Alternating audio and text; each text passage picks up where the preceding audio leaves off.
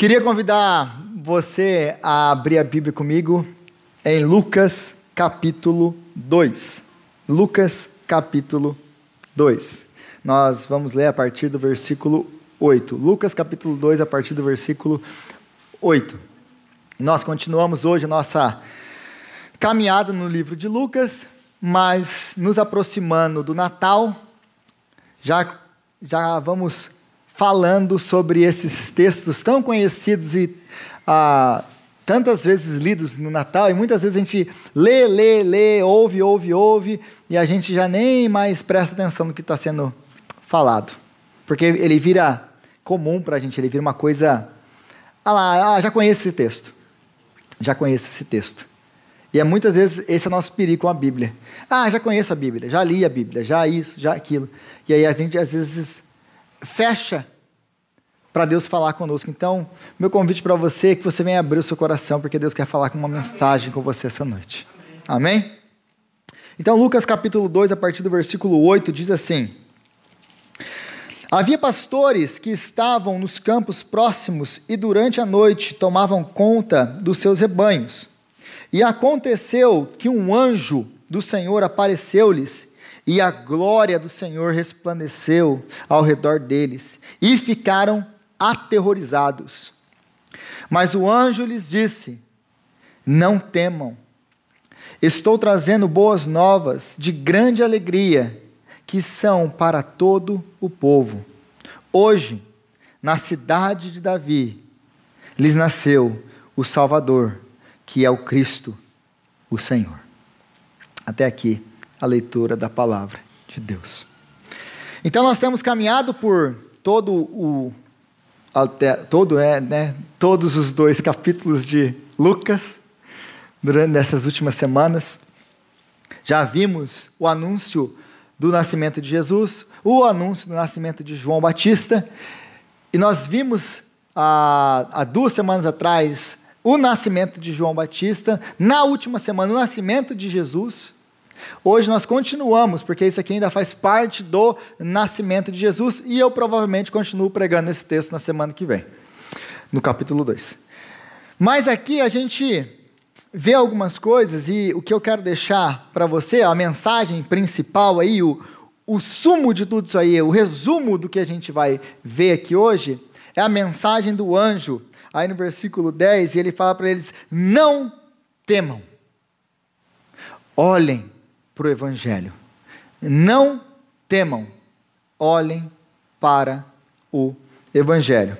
E a minha tese, ou que eu vou tentar, quando a gente fala de tese, o que é uma tese? A tese é você tentar provar alguma coisa diante daqueles que te escutam, diante daqueles que leem o seu trabalho. Então a minha tese aqui hoje é que os nossos medos, eles vêm do fato de que nós não estamos olhando para o Evangelho de Jesus Cristo. Os nossos medos, eles nascem, a raiz dos nossos medos, eles estão no quê? No momento em que nós começamos a olhar para qualquer outra coisa e deixamos de olhar para o Evangelho de Jesus Cristo. É por isso que o anjo vem aqui e fala: não temam, eu trago boas notícias. Então a nossa tese para essa noite é: os nossos problemas, os nossos medos, eles nascem do momento em que nós paramos de olhar para o Evangelho, do momento que nós paramos de olhar para Cristo. Os nossos medos nascem do fato de nós desviarmos os nossos olhos para Cristo. E aí no versículo então 8, a gente lê aí de novo: havia pastores que estavam nos campos próximos e durante a noite tomavam conta dos seus rebanhos. E aconteceu que um anjo do Senhor apareceu-lhes, e a glória do Senhor resplandeceu ao redor deles, e ficaram aterrorizados. Ficaram aterrorizados. E talvez você não percebeu isso ainda, mas eu, quando eu era criança, e talvez você ainda hoje, e às vezes a gente também tem gente, né, que não apaga a luz, tem que apagar a luz e ir correndo para o quarto, né? A casa está toda acesa, né? Aí a pessoa vai apagando a luz, a pessoa tem medo de escuro, aí ela tem que sair correndo pela casa, apagando a luz rapidinho para ir para o quarto, e deita na cama, aquele negócio, você aperto na parede para pular na cama. E eu, quando era criança, como talvez a maioria de nós, eu morria de medo de escuro. Então eu não gostava de escuro, não gostei de escuro, acordava várias vezes, aí ia chamar o pai, ia chamar a mãe, né? E talvez você teve medo e tem medo do escuro. Mas é engraçado que nesse texto aqui, você vê que os pastores, eles estão no escuro e eles não estão com medo. É o contrário com os pastores. Eles estão no escuro e eles não estão com medo. A partir do momento que eles veem a luz, o que acontece? Eles ficam aterrorizados. E a palavra aqui, a grega é muito forte, por isso que a tradução aqui da Bíblia é aterrorizados, porque a melhor palavra que a gente podia ter usado em português é essa mesmo. Eles não ficam apenas com medo. O grego aqui é muito forte nessa palavra. Eles ficam mesmo aterrorizados com a visão que eles têm, com a luz que eles veem. Então, eles estão no escuro, não tem problema nenhum com o escuro. E vivem no escuro lá, e estão lá com os animais. Imagina você num campo aberto, no meio do escuro. Eu não sei você, aí você está lá no campo, com as suas ovelhinhas, e você está tranquilo no escuro. Mas aí vem uma luz, e a luz te aterroriza. A luz aterroriza. A pergunta que fica é, mas o porquê que eles ficam aterrorizados? O porquê que eles estão nas trevas, eles estão no escuro e não se importam com isso. Mas a partir do momento que eles veem a luz, eles ficam aterrorizados. Por quê que eles ficam aterrorizados com a luz? Porque quando a luz, ou aqui a glória de Deus, luz e a glória aqui, eles veem a luz ou a glória de Deus, ela revela quem eles são, ou quem nós somos. Quando nós temos um encontro com a glória de Deus, quando nós temos um encontro com a luz de Deus, nós ficamos aterrorizados. Por quê? Porque a glória de Deus é majestosa demais para nós. E nós somos seres que nós estamos acostumados a viver em trevas, a viver no escuro. Esse é um dos temas de Lucas, aliás. Quando ele já começa lá, lembra da profecia ou da canção de Zacarias, que ele vai levar a luz para aqueles que estão em trevas? Ele está falando de quem? De nós. Então nós somos assim como esses pastores, nós gostamos de viver em trevas, nós gostamos de viver escondidos, mas quando a luz de Cristo vem, quando a luz de Deus vem, ela revela quem nós somos, e revela quem Ele é. Então nós morremos de medo da luz, porque a luz revela quem nós somos. E às vezes você pode até, um exemplo bem prático, bem rápido. Se a gente está aqui com uma luz bem baixa, quase a gente não consegue enxergar direito, ou no escuro, todo mundo aqui, ninguém tem diferença nenhuma. Se todo mundo estiver sujo, ninguém está se importando muito, porque a gente não está vendo como que a pessoa está.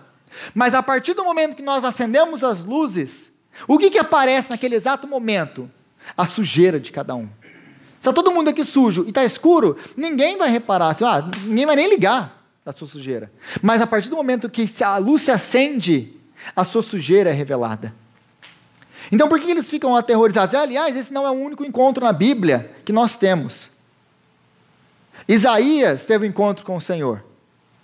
E Isaías, quando ele encontra o Senhor, a única coisa que Isaías consegue ver, quando ele vê a majestade, a glória, a luz de Deus, o rei assentado no trono, o que Isaías ele consegue ver? A única coisa que ele consegue ver é o seu pecado.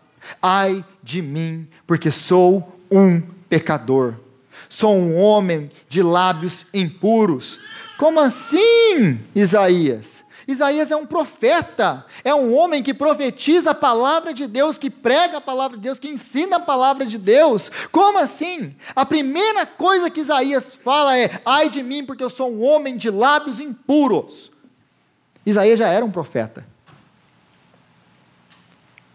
E aí você vê Moisés, e aí você vai passando pelos personagens bíblicos, todas as vezes que ele... Aliás, toda vez que você vê um encontro de alguém com Deus, com um anjo, com alguém que representa a glória de Deus, a pessoa fica como? Aterrorizada. Aterrorizada. Porque a glória de Deus é majestosa demais para nós. A gente não consegue olhar para a glória do sol. Já tentou olhar para o sol? Quanto tempo você consegue olhar para o sol? A gente não consegue olhar para o sol. Porque ele é muito forte. Os nossos olhos não conseguem contemplar o sol. O sol não é nada comparado com Deus. Não é nada comparado com Deus. Ele é apenas uma criação de Deus. A glória de Deus é infinitamente maior do que Deus, do que a glória do sol. A luz, então, ela revela quem nós somos. Em primeiro lugar, a luz vai revelar quem nós somos. A luz da glória de Deus revela que nós não somos capazes de controlar as nossas vidas. A luz da glória de Deus, Deus quando Ele vem para cá, Ele olha para nós, Ele fala assim, vocês não são qualificados para o quê? Para o trabalho de Deus. E da onde que vem isso? Lá do Gênesis. Porque o primeiro casal que andou na presença de Deus e viu a glória de Deus e não tinham problema nenhum com isso, eram quem? Adão e Eva. E você vê que Deus os cria e eles estão ali com o Senhor, e Deus vem na viração do dia, e eles contemplam, eles conversam, eles têm amizade com o Senhor, eles estão ali com Deus, eles estão nus na presença do Senhor. O que quer dizer isso? Deus os conhece por inteiro, não tem nenhuma parte escondida, não tem nada que Deus não sabe, eles estão ali diante de Deus, e eles não se envergonham diante de Deus, porque eles são puros diante de Deus. Mas aí eles decidem então arrumar um consultor, e ouvir a voz desse consultor, aparece lá para eles, e a proposta desse consultor é a seguinte: vocês não podem confiar em Deus, porque só você sabe o que é bom para você, ninguém mais sabe o que é bom para você, então você não pode ficar escutando os outros, você não pode escutar Deus, Deus tem uma agenda escondida de vocês. Ah, mas não, Deus nos criou, Deus Ele quer o nosso... Não. Ele não... Se Deus quisesse mesmo vocês fossem realmente livres, como vocês estão dizendo que vocês são, por que Deus proibiu vocês comerem desse fruto aqui? Não, porque no dia que a gente comer, a gente vai morrer. Não, vocês não vão morrer. Ele está mentindo para vocês. Para você ser como Deus, você tem que comer desse fruto. Para você conhecer o que é bom, o que é ruim, aos seus olhos, ao seu padrão. Quem tem que definir o que é bom, o que é ruim para você, é você mesmo, não é uma outra pessoa.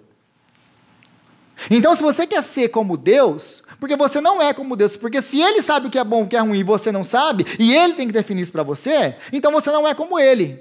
Não, mas Ele nos criou a sua imagem e semelhança. Deus disse que nós somos iguais a Ele. Não, vocês não são iguais a Ele.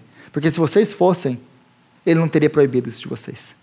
Mas Ele sabe que no dia que vocês comerem isso aqui, vocês serão iguais a Ele.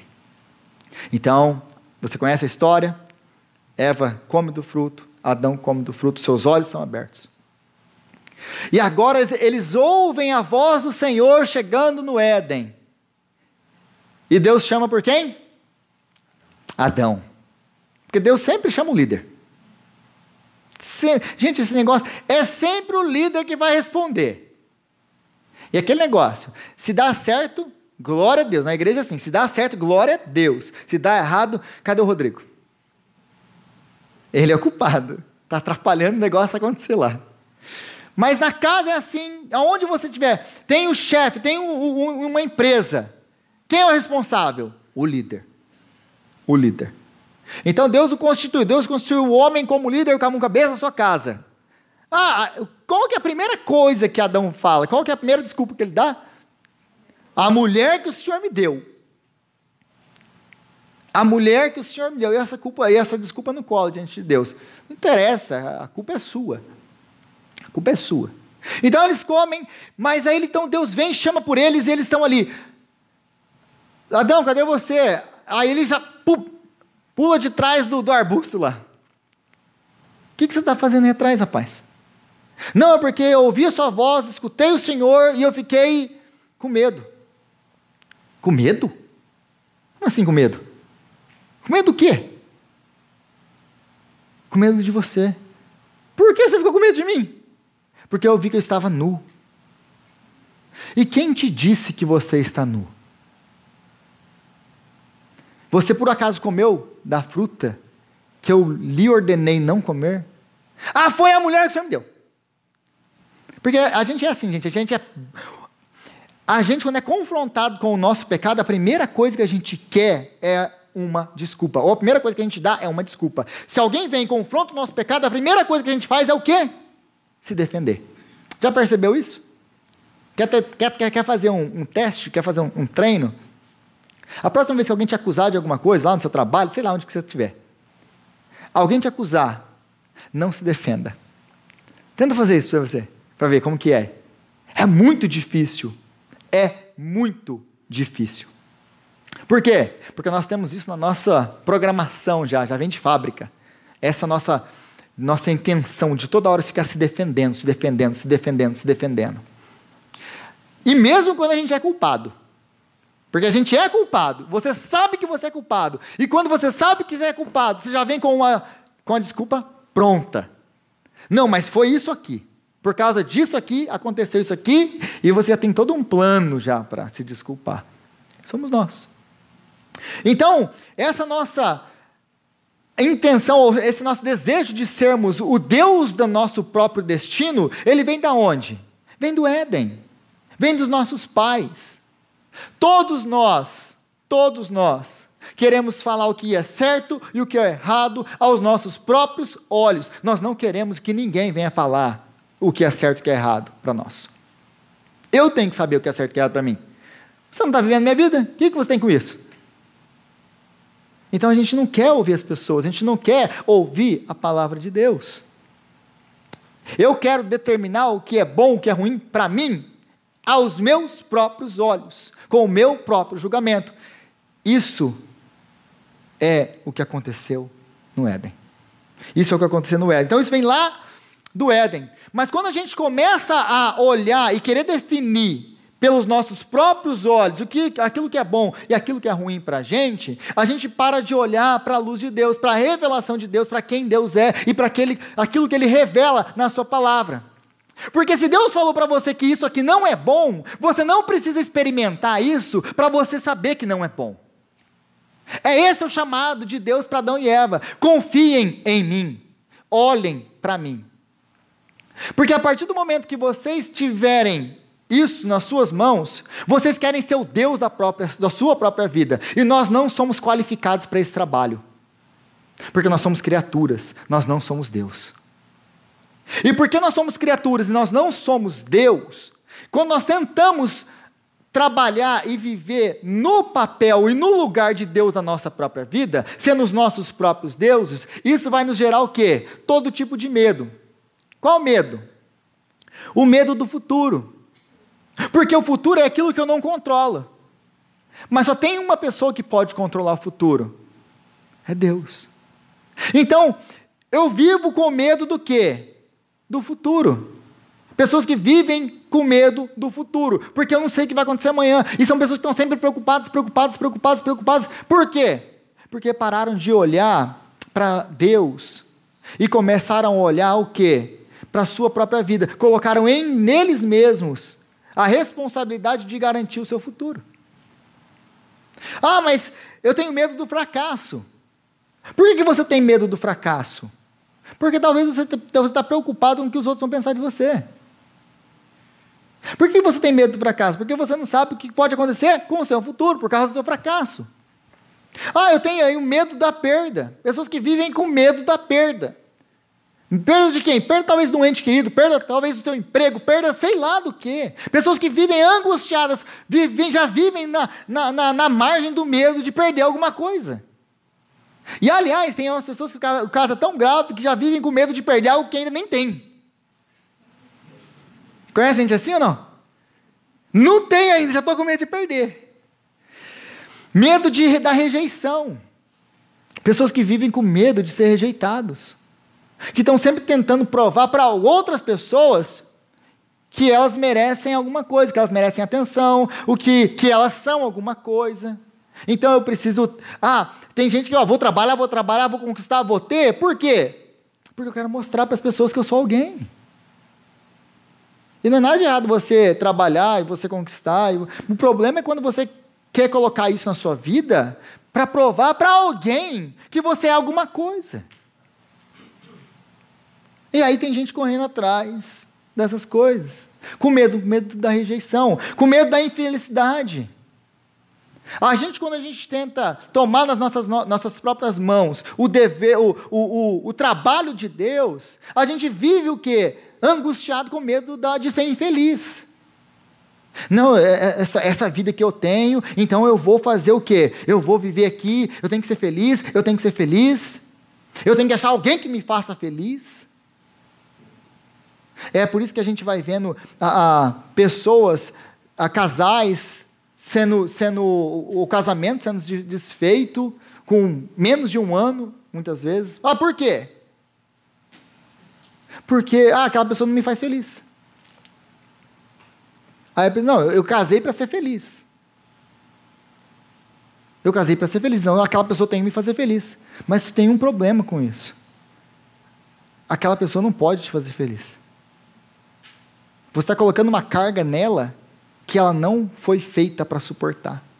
É por isso que muitas vezes, pessoas que têm muita ansiedade de casar, quando casam, às vezes se decepcionam. Por quê? Porque na cabeça delas, você vê que aquela pessoa, eu preciso, aquilo move a vida dela. E se isso não acontece, ela começa a cair em desespero. Por quê? Porque o centro da vida dela é ter um relacionamento. E quando ela não tem, o que acontece? Ela começa a cair em desespero. Aí você vê por exemplo, 2 jovens lá. Um que não tem um date, que não tem um encontro há 1 ano, e o cara está tranquilo. Tá. Mas e aí? Não, tranquilo.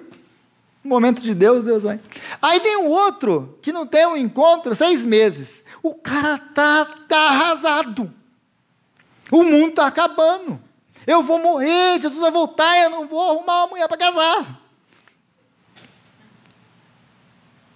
Aí, quando casa, o que acontece? Se decepciona. Por quê? Não, porque ela tem que me fazer feliz.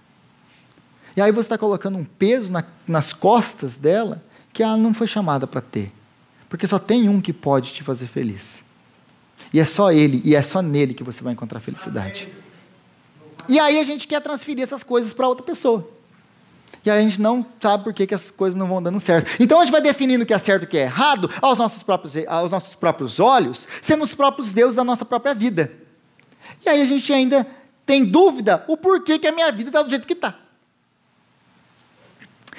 E o último lugar, nós temos medo de nos submetermos a Deus, porque esse é o medo de Adão e Eva. Eu tenho medo de me submeter a Deus, porque no final, quem sabe o que é certo, o que é errado, o que é bom, o que é ruim para mim? Sou eu. Deus demora demais para responder a gente. Nossa, a gente ora e Deus não faz o negócio acontecer. Deus, você está ouvindo? Não, eu estou orando faz 10 anos. E? Não, mas você vai continuar orando mais uns 10, porque você não está preparado ainda não, meu amigo. Se eu te der agora, você morre. A gente quer julgar aquilo que só Deus é capaz de julgar, porque só Ele conhece todas as circunstâncias. Só Ele conhece. E a gente não. A gente se julga preparado para receber tudo a qualquer hora, certo?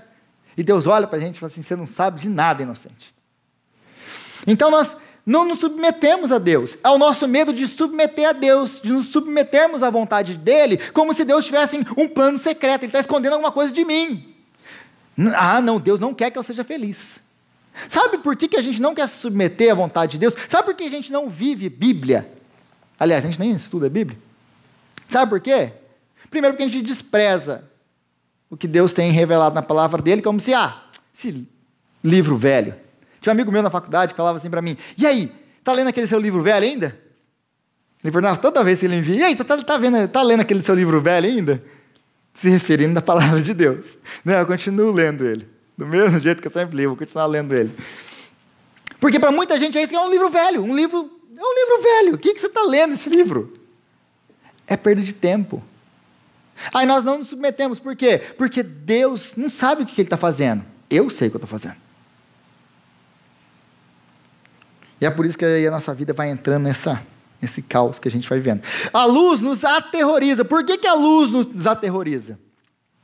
Porque a luz de Deus, ela nos revela quem Deus é, e a luz de Deus nos revela quem nós somos.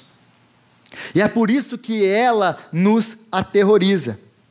E a luz de Deus, e Deus sendo gracioso, Ele vai nos deixar passar por situações que vai nos revelar quem nós somos. Ela vai nos iluminar e vai deixar a gente, por a gente mesmo, ver quem nós somos. Não, eu vou jogar a minha luz sobre você e você vai entender quem você é. E quem eu sou. E o que eu tenho aprendido em todos esses anos é que até que você entenda quem Deus é e quem você é, você nunca vai se submeter a Deus. Nunca vai se submeter a Deus. E nunca vai obedecê-lo. Até que você entenda quem Ele é e quem você é. Que Ele é Deus e você não é Deus. Até que você entenda isso, você não vai. Vou dar um exemplo disso. Filhos adultos. Para quem tem pais com filhos adultos, é muito fácil você assimilar esse exemplo. Mas os filhos adultos, o que acontece com os filhos adultos? Eles crescem e começam a fazer coisas que nós, ou os pais de filhos adultos, porque eu não tenho filho adulto, eu só tenho um bando de adolescentes lá que vivem me dando trabalho. Você tenta avisá-los daquilo que eles estão fazendo. Olha, isso é que você está fazendo vai destruir a sua vida. E eles estão andando e fazendo aquilo que você está vendo, o buraco que eles estão entrando. E aí você vai avisar eles. E aí o que acontece? Qual que é a resposta deles? A resposta deles é: você está querendo controlar a minha vida. Você não sabe pelo que eu estou passando. Você só está querendo ser um ditador. Só está querendo me controlar. E quanto mais a gente tenta avisar, quanto mais a gente tenta ajudar, mais acontece o quê? Mais gera briga, mais gera discussão, e mais afastado eles vão da gente. Toda vez, e não é só com filho adulto, com qualquer pessoa que você conhece ali, você está querendo ajudar, e você está querendo aconselhar, e você está vendo o buraco que a pessoa está andando. Aí você vai querer ajudar a pessoa, o que você ganha? Você ganha um inimigo quase. É isso que você ganha. Você não sabe da minha vida. Eu estou vendo o buraco que você está indo. Não, mas você não tem condição, você não pode. Aí, os filhos ainda é pior para os pais, por quê? Porque os filhos a gente sofre muito mais. Porque os filhos que vão fazendo, eles vão se fazendo sofrer, eles vão sofrendo por causa das suas atitudes, vão nos fazendo sofrer, e quanto mais eles sofrem, mais a gente sofre junto. E isso vai gerar mais e mais briga. Por quê? Porque a gente vai querer tirar eles de lá. Não importa se eles não querem, a gente quer. E essa história, essa ilustração, ela traz pelo menos duas ilustrações ou lições muito rápidas para a gente. Em primeiro, nós não estamos no controle de nada. A primeira coisa que os nossos filhos nos ensinam é essa. Quem tem filho aqui sabe. Nós não estamos no controle de nada. Alguém que, por mais que se preocupe, consegue controlar a vida do seu filho? Se ele é criança, você ainda tem um pouquinho de domínio. Pouquinho. Vai chegando nos 10... Chegou na aborrecência, o negócio fica crítico. Mas isso não é o pior, porque vai ficar adulto. E aí, a gente vai entendendo com Deus que nós não temos controle de nada na nossa vida. Nada. Eu estou usando o exemplo de filho, mas nós não temos o controle de nada na nossa vida. Nada. Zero. Eu estava conversando com a Rosa essa semana, a Rosa quebrou o pé. Teve um acidente semana passada, quebrou o pé. E ia conversando com ela, e ela falou exatamente isso. Nós não temos o controle de nada. Eu fui abrir a porta, eu coloquei um pé para fora, eu escorreguei, caí, quebrei o pé. Agora eu estou em casa durante 6 semanas. Eu estava apenas abrindo a porta para o cachorro sair. Uma coisa normal, que está sob o meu controle, certo? Não. Porque nada está debaixo do nosso controle. Se o Senhor não fizer, nada nada. Então, nada está debaixo do nosso controle. Nós somos completamente dependentes de Deus. A segunda lição que nós tiramos dessa história, nós fazemos o mesmo com Deus. Por que eu usei os filhos? Porque filho fica bem fácil de ilustrar, bem fácil de conectar.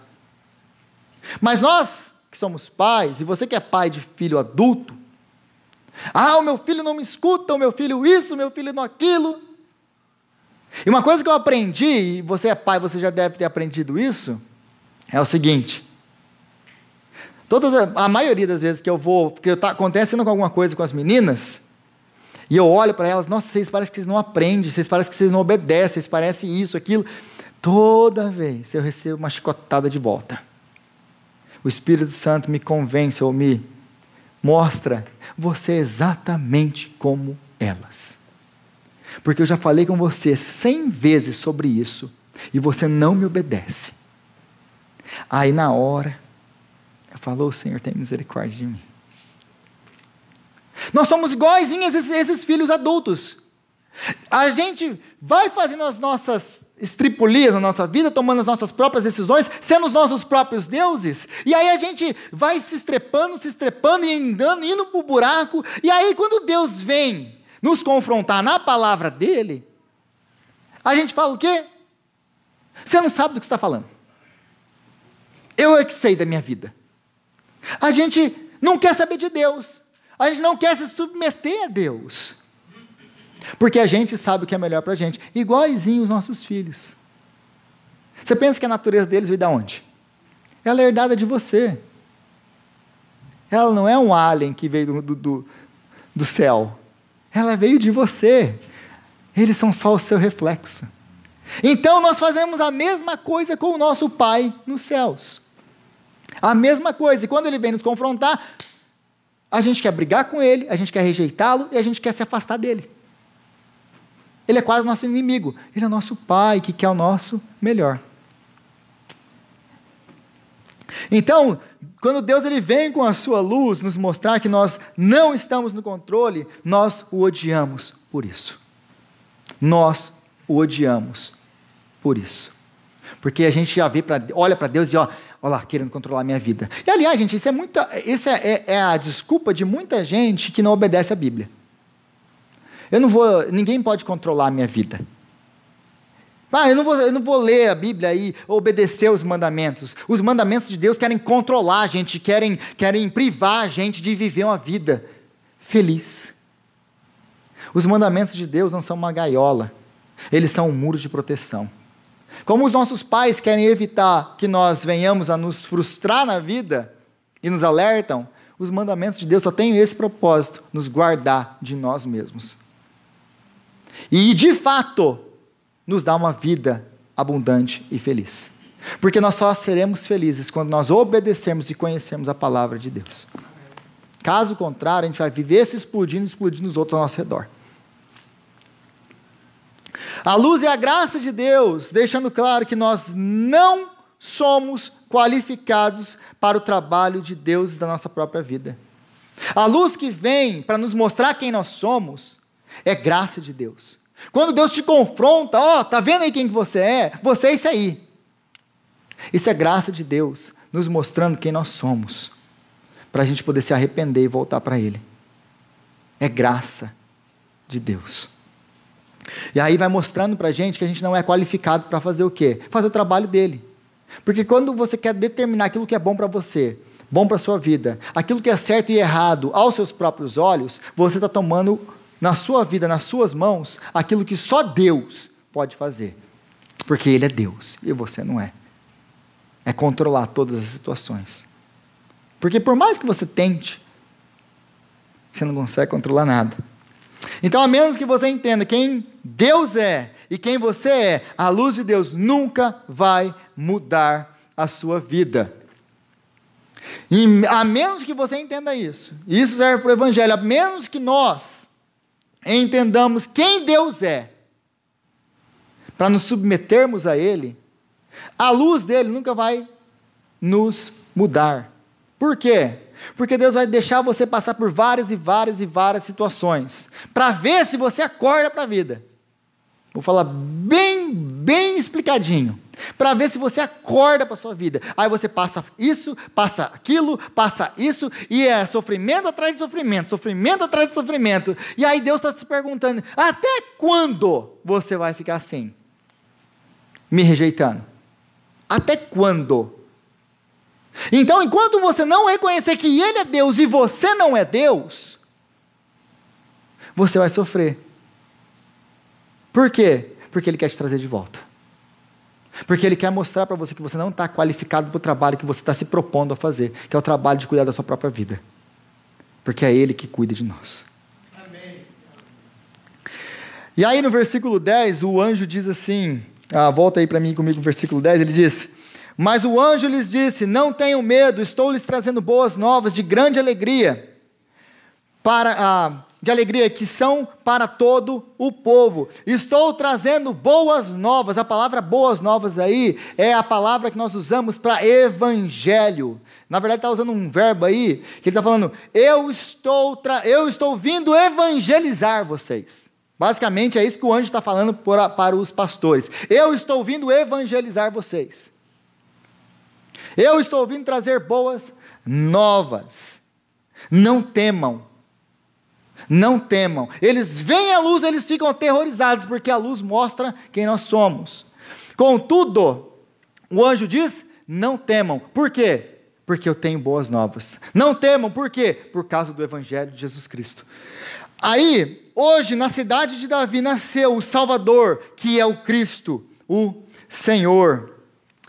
Quando olhamos para o evangelho, os nossos medos são vencidos. Só tem uma maneira de você vencer os seus medos. Só tem uma maneira de você vencer os seus medos, quando você olha para o evangelho de Jesus Cristo. Essa é a única maneira de vencermos os nossos medos.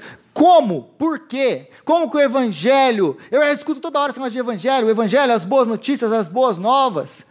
Como que as boas novas, e aliás, o que são as boas novas? As boas novas são o que nós acabamos de ler, que Deus nos deu o Salvador, que Deus nos deu o Messias, o Cristo, que Deus nos deu o Senhor. Como assim? Deus nos deu o Senhor, Ele é o Senhor. Sim, Ele se entregou em Cristo Jesus. Então Ele nos entregou tudo. O que é o Evangelho? O Evangelho, aliás, qual é a mensagem do Natal? A mensagem do Natal é, Deus nos entregou a Cristo. Por que Ele nos entregou a Cristo? Porque nós somos incapazes de nos salvar. A mensagem do Natal é essa: o homem é incapaz de se salvar. O homem é incapaz de se salvar. Então Ele nos entrega a Cristo. E como que Cristo morrendo por mim me ajuda a vencer os meus medos? Como que o Evangelho me muda? Agora de uma maneira muito prática, porque talvez você já ouviu que Jesus morreu pelos seus pecados zilhões de vezes. Praticamente, como que isso muda a minha vida? Como que isso? Já pensou sobre isso? Como que o Evangelho muda a minha vida hoje, agora? De uma maneira muito prática. Lembra da lista passada? Eu vou repetir a lista passada. Tem algumas pessoas que têm medo do futuro. Mas quando nós entendemos quem Jesus é, o Evangelho de Jesus Cristo, quem Ele é, o Messias, o Salvador, o Senhor do passado, do presente e do futuro. Ele é o Deus que segura o nosso futuro nas suas mãos. Então, o meu medo do meu futuro vai embora. Por quê? Porque o meu futuro está nas mãos do Senhor. Amém. Como que o Evangelho cura a pessoa que tem medo de fracasso? O nosso Jesus é Ele que nos dá graça dia após dia. É Ele que nos levanta no meio dos nossos fracassos. Então o Evangelho cura o meu medo do fracasso, porque agora eu sei que eu tenho um Deus que o quê? Que me dá graça para viver. Como que o Evangelho cura o meu medo da perda? Pessoas que vivem com medo de perder. Perder alguma coisa. Porque perder é perder alguma coisa, perder é perder alguém. Como que o Evangelho me cura do meu medo de perder? Entendendo que Jesus é tudo para mim, que Deus já me deu tudo. Amém. Ele não vai me dar. Então, se eu perder isso, se eu perder aquilo, não faz diferença. Por quê? Porque eu tenho tudo, porque Deus me deu tudo. Eu tenho Cristo. Aleluia. Como que o Evangelho cura esse medo da rejeição? Que causa muitas vezes ansiedade, que causa muitas vezes a baixa estima. Pessoas que têm problema com baixa estima, que não se amam, que olham no espelho e veem uma pessoa feia, que vivem com medo da rejeição. Como que o Evangelho cura isso? Como que ele cura isso? Porque ele te amou ao ponto de dar o seu próprio filho. Se isso aqui não cura o seu problema com baixa estima, o que vai curar? Você é tão precioso para Deus, que Ele deu tudo o que Ele tinha. Porque nada na criação pode ser comparado. Porque muitas vezes o problema da rejeição é, eu vou me sentir bem se eu tiver isso, se eu tiver aquilo. Então a gente quer algumas coisas para poder, para completar a gente. Por exemplo, eu tenho problema de rejeição, por quê? Porque eu não sou casado e eu queria tanto casar e ninguém me quer. Não é? Aí você fala assim, como assim, meu irmão? Como assim, minha irmã? Ele te amou. E se Ele te ama, você quer que Ele te adicione alguma coisa, a gente quer completar com coisas criadas na nossa vida para completar, para se encher esse vazio que existe entre nós da rejeição. Ele já deu tudo. Deus não nos deu alguma coisa criada que Ele criou e nos deu. Ele se entregou por nós.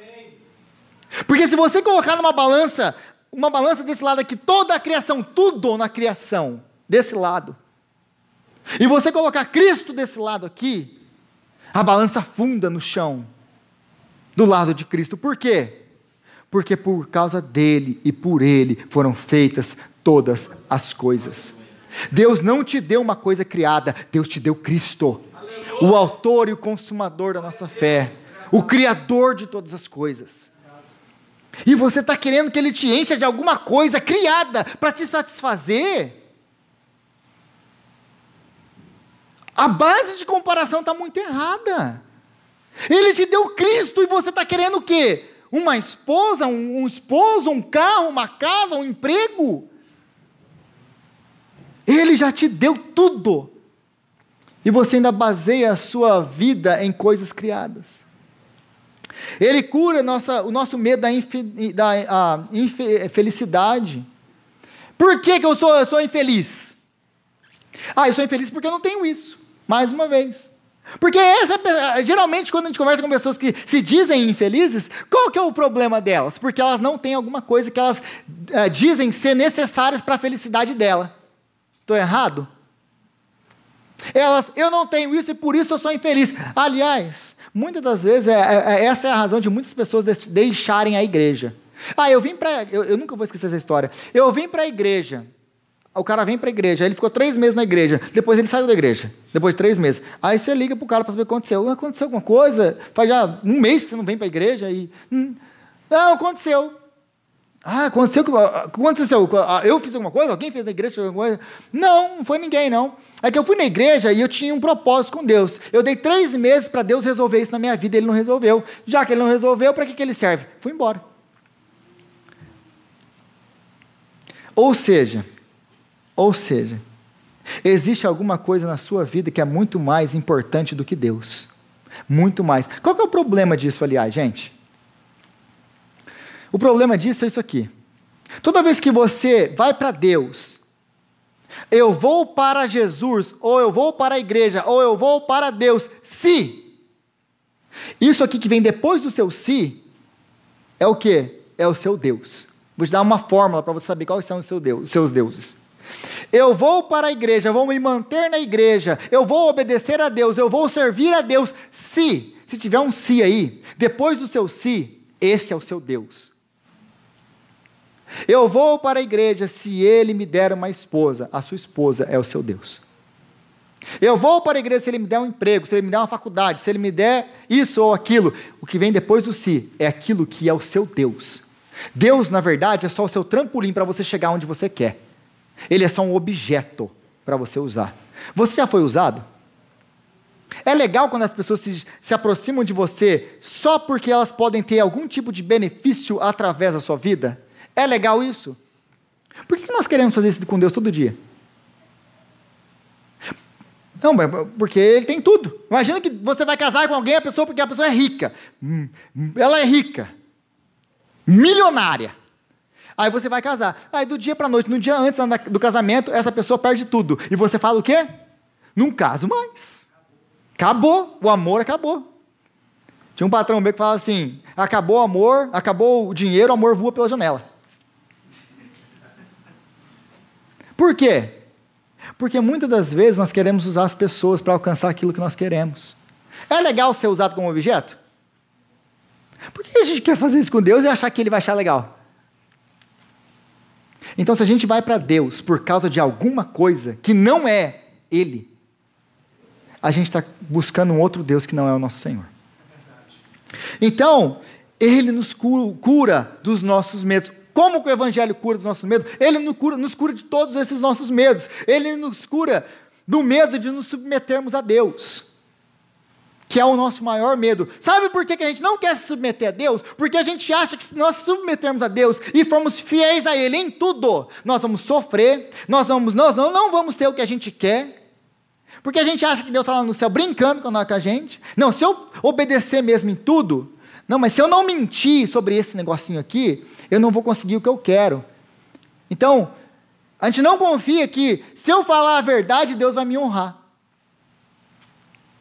E eu estou dando só um exemplo, que a gente pode usar muitos e muitos exemplos. Como muitas das vezes a gente sabe que a Bíblia diz que está errado e nós fazemos porque a gente pensa que a gente vai conseguir alguma vantagem com aquilo, desobedecendo a palavra de Deus. Ah não, se eu não mentir, eu não mantenho meu trabalho.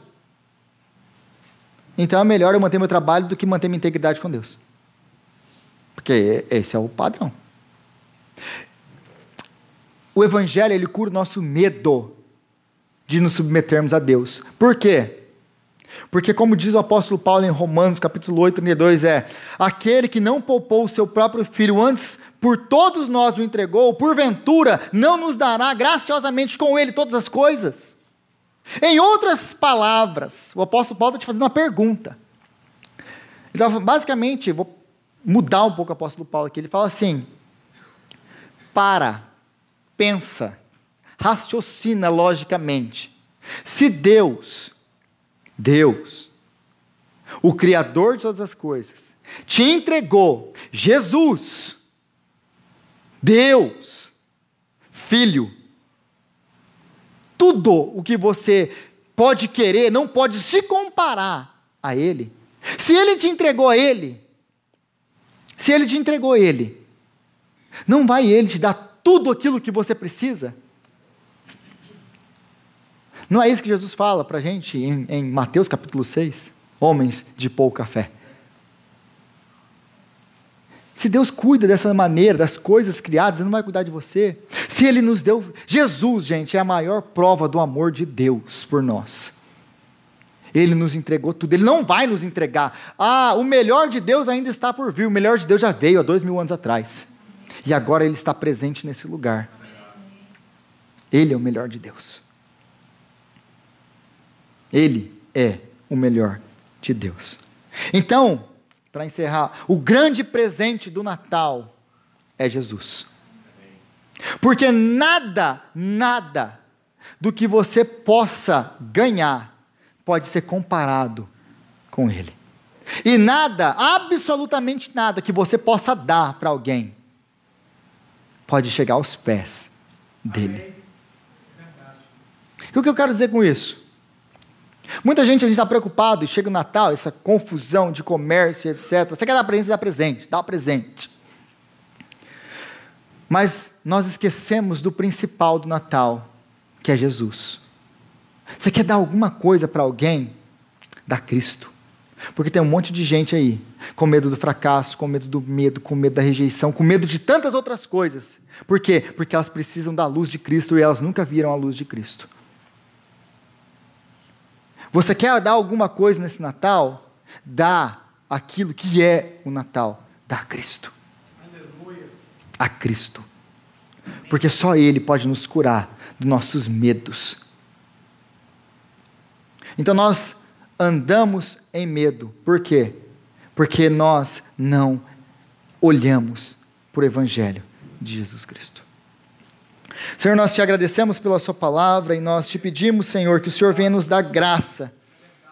Graça, Senhor, para olharmos para o Senhor nas nossas vidas. E colocar o Senhor aonde que o Senhor tem que estar na nossa vida, que é no centro das nossas vidas. Porque o Senhor sabe aquilo que é bom, o Senhor sabe aquilo que é o melhor para nós e não nós. Então, Pai, nós te pedimos, Senhor, que o Senhor nos ajude a olhar para a sua luz, entender quem nós somos e andar, Senhor, olhando para Cristo, para que todos esses nossos medos sejam retirados e a gente possa viver uma vida genuína na sua presença. É o que nós te pedimos, Senhor. Em nome de Jesus. Amém.